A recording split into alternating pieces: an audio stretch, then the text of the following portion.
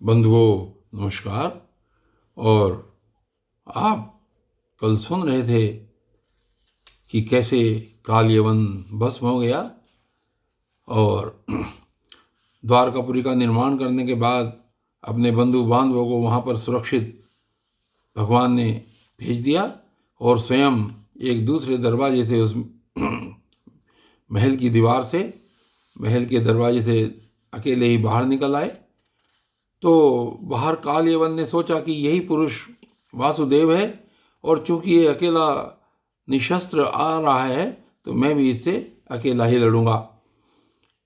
ऐसा करके वह जैसे ही भगवान की तरफ झपटा, भगवान ने अपना मुंह दूसरी ओर कर लिया और भागने लगे और काल यवन भी उनके पीछे पीछे भागता रहा। इसीलिए आप जानते हैं कि इस तरीके से रण छोड़ करके भगवान श्री कृष्ण भागे तो उनका एक नाम रणछोड़ भी कहा जाता है। तो भगवान भागते गए, काल यवन भी पीछे चलता रहा और अंत में भगवान श्री कृष्ण एक गुफा में घुस गए। काल यवन भी पीछे पीछे गुफा में घुस गया और वहाँ पर एक मनुष्य सोया हुआ था। काल यवन ने जब देखा कि ये कौन है जो इस समय यहाँ पर सो रहा है और ये तो कोई और ही व्यक्ति है या फिर ये यहाँ पर भगवान श्री कृष्ण ही सोए हुए हैं, तो काल यवन ने उस व्यक्ति को एक लात मारी और उसको जगा दिया। और जैसे ही वो व्यक्ति जगा और उसने चारों ओर देखा तो उस व्यक्ति की दृष्टि पड़ते ही काल यवन भस्म हो गया, उसमें आग लग गई। और जब उसने देखा कि यह कौन है जो इस प्रकार भस्म हो गया है, तो तभी वहाँ पर भगवान श्री कृष्ण दिखाई दिए और भगवान श्री कृष्ण और मुचकुंद की बात हुई और आपस में उन्होंने एक दूसरे को परिचय दिया। भगवान श्री कृष्ण ने कहा कि मैं वसुदेव का पुत्र हूँ, इसलिए लोग मुझे वासुदेव कहते हैं और मैंने बड़े बड़े असुरों का वध किया है।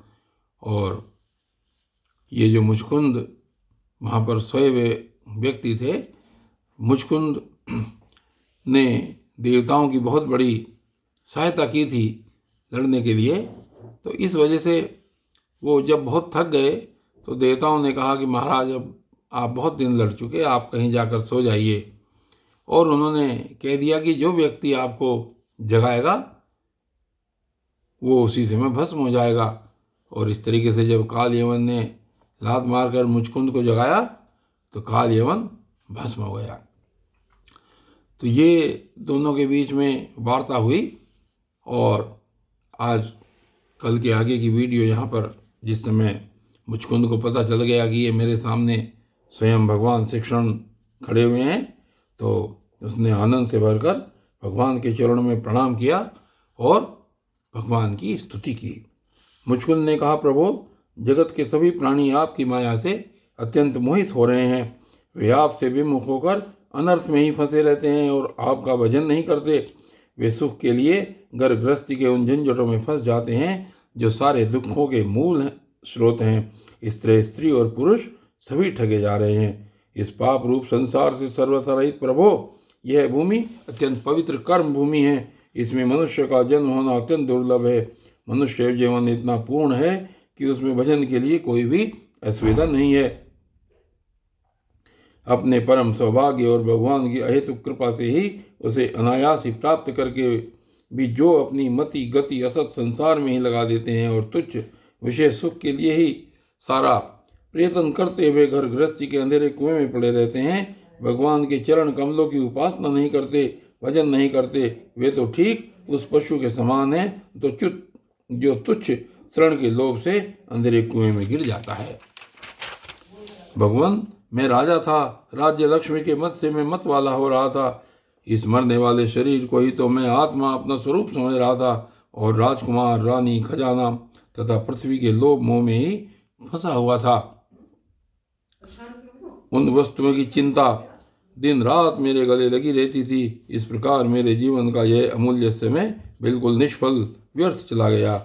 जो शरीर प्रत्यक्ष घड़े और भीतर के समान मिट्टी का है और दृश्य होने के कारण उन्हीं के समान अपने से अलग भी है, उसी को मैंने अपना स्वरूप मान लिया और अपने को मैं मान बैठा था नरदेव। इस प्रकार मैंने मदांध होकर आपको तो कुछ समझा ही नहीं रथ, हाथी, घोड़े और पैदल की चतुरंगिणी सेना तथा सेनापतियों से घिरकर मैं पृथ्वी में इधर उधर घूमता रहा। मुझे यह करना चाहिए और यह नहीं करना चाहिए, इस प्रकार विविध कर्तव्य और अकर्तव्यों की चिंता में पड़कर मनुष्य अपने एकमात्र कर्तव्य भगवत प्राप्ति से विमुख होकर प्रमत्त हो जाता है, असावधान हो जाता है।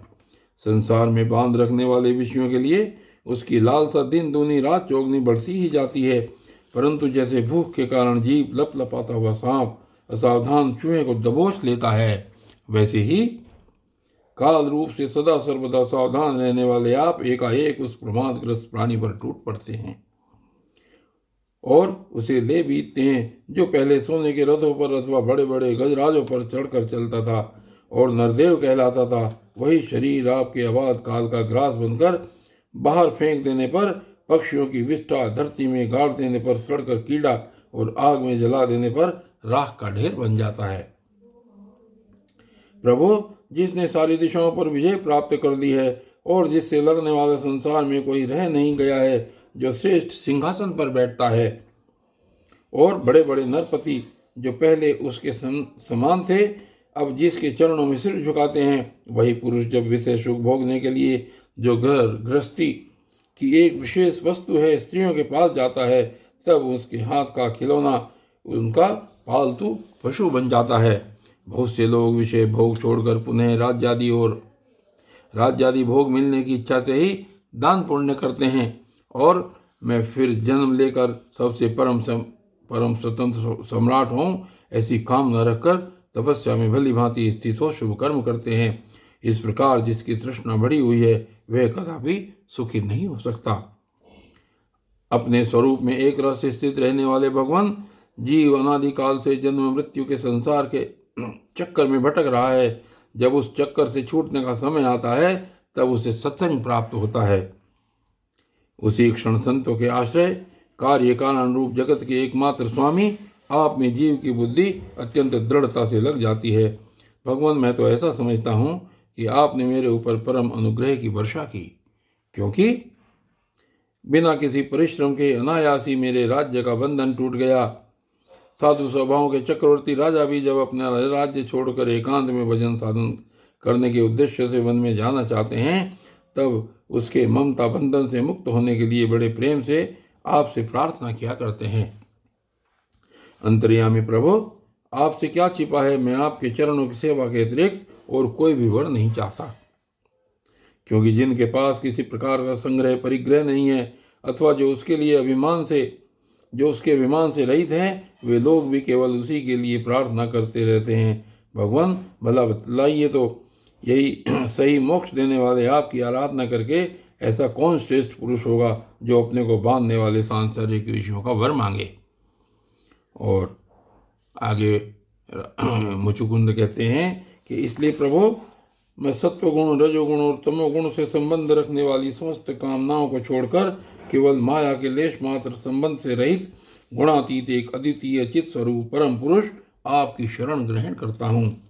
भगवान, मैं अनादिकाल से अपने कर्म फलों को भोगते भोगते अत्यंत आर्त हो रहा था। उनकी दुखद ज्वाला रात दिन मुझे जलाती रहती थी। मेरे 6 शत्रु, 5 इंद्रिय और 1 मन कभी शांत न होते थे। उनके विषयों की प्यास बढ़ती ही जा रही थी। कभी किसी प्रकार एक क्षण के लिए भी मुझे शांति न मिलती। शरणदाता, अब मैं आपके भय, मृत्यु और शोक से रहित चरण कमलों की शरण में आया हूँ। सारे जगत के एकमात्र स्वामी परमात्मन, आप मुझ शरणागत की रक्षा कीजिए। भगवान श्री कृष्ण ने कहा, सार्वभौम महाराज, तुम्हारी मति, तुम्हारा निश्चय बड़ा ही पवित्र और ऊंची कोटि का है। यद्यपि मैंने तुम्हें बार बार वर देने का प्रलोभन दिया, फिर भी तुम्हारी बुद्धि कामनाओं के अधीन न हुई। मैंने तुम्हें जो वर देने का प्रलोभन दिया वह केवल तुम्हारी सावधानी की परीक्षा के लिए। मेरे जो अनन्य भक्त होते हैं उनकी बुद्धि कभी कामनाओं से इधर उधर नहीं भटकती। जो लोग मेरे भक्त नहीं होते वे चाहे प्राणायाम आदि के द्वारा अपने मन को वश में करने का कितना ही प्रयत्न क्यों न करें, उनकी वासनाएं क्षीण नहीं होती और राजन, उनका मन फिर से विषयों के लिए मचल पड़ता है। तुम अपने मन और सारे मनोभावों को मुझे समर्पित कर दो, मुझ में लगा दो और फिर स्वच्छंद रूप से पृथ्वी पर विचरण करो। मुझ में तुम्हारी विषय वासना शून्य निर्बल भक्ति सदा बनी रहेगी। तुमने क्षत्रिय धर्म का आचरण करते समय शिकार आदि के अवसरों पर बहुत से पशुओं का वध किया है। अब एकाग्र चित्त से मेरी उपासना करते हुए तपस्या के द्वारा उस पाप को धो डालो। राजन, अगले जन्म में तुम ब्राह्मण बनोगे और समस्त प्राणियों के सत्य हितैषी परम सुहृद होगे और फिर मुझ विशुद्ध विज्ञान घन परमात्मा को प्राप्त करोगे। और बंधुओं, आज की वीडियो में सिर्फ इतना ही, और आगे की वीडियो में फिर इसी प्रकार की कथाएं आप सुनेंगे। तब तक के लिए धन्यवाद।